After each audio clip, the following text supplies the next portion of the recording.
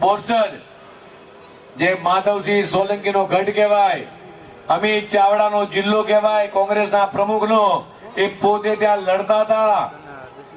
અને આજે બોરસદમાં કોંગ્રેસે નગરપાલિકામાં એક પણ મેન્ડેટ આપ્યું નથી.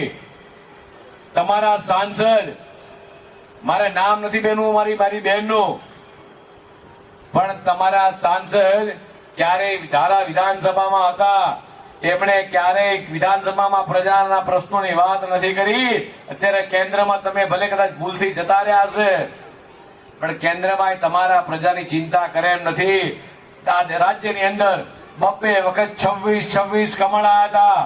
આ એક વખતે એક કમળ તૂટ્યું છે, પણ મા અંબાના ચરણોમાં પ્રાર્થના કરી છે, મણિભદ્ર વીરના દાદાના ચરણોમાં પ્રાર્થના કરી છે.